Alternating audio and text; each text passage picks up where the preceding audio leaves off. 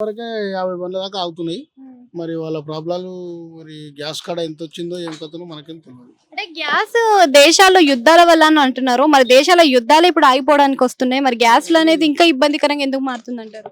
వీళ్ళ వల్ల కావచ్చు డీలర్లు ఉంటారు కదా! వాళ్ళ వల్ల ఇట్లా కావచ్చు అనుకుంటాను. వాళ్ళు ఏమైనా ఆగట్టుకోవడానికి ఇట్లా ఏమైనా ప్రయత్నం చేస్తున్నారా?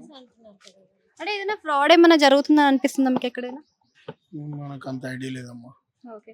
సో, అంటే ఇప్పుడు కాస్ట్‌లు కూడా పెంచేస్తున్నారు అని అంటున్నారు. పెంచిర్రు హ్మ్. వాస్తవమే. మరి యుద్ధం ఆగిపోతే కాస్ట్ తగ్గిస్తారంటారా? అది తెలవదు ఇగ అది తర్వాత. అంటే ఇప్పుడు యుద్ధం వల్లనే కాస్ట్‌లు పెంచాము అంటున్నారు. అక్కడ నుంచి రావడం గాని, సరఫరా చేయడం గాని, ఇది పెట్రోల్ గాని ఇవన్నీ. మరి యుద్ధం ఆగిపోతే పెట్రోల్ కాస్ట్ అయినా గాని, ఇక్కడ ఈ గ్యాస్ సిలిండర్ కాస్ట్ అయినా గాని ఇవన్నీ తగ్గే అవకాశాలు ఏమైనా కనిపిస్తున్నాయా? ఉంటే ఉండొచ్చు చెప్పలేము. ఓకే. మరి ఇలానే గ్యాస్ సమస్యలు ముందు ముందుకు వెళ్ళిపోతూ ఉంటే మరి పరిస్థితి ఎలా ఉంటదంటారు? భయంకరంగా ఉంటది. పెట్రోల్ గాని, గ్యాస్ కానీ ఇవన్నీ భయంకరంగా ఉంటదమ్మా. మళ్ళీ లాక్‌డౌనే చూడొచ్చంటారా? ఇప్పట్లో లాక్‌డౌన్ అంటే అది వేరే క బీమారే. ఇది వేరే. ఇదేమో జనాలల్ల కూడుకున్నది. అదేమో దేవుడిచ్చిందే బీమారి. అంటే చాలా వరకు హోటల్స్ కానీ, హాస్టల్స్ కానీ క్లోజ్ అయిపోయాయి. ఇక్కడ దగ్గర దగ్గర 100 హాస్టల్ ఉన్నాయి. దగ్గర దగ్గర అన్ని బంద్ అయిపోతున్నాయి. ఆ! సో మరి కేంద్ర ప్రభుత్వం ఏమైనా స్పందిస్తదంటారా దీనిపైన?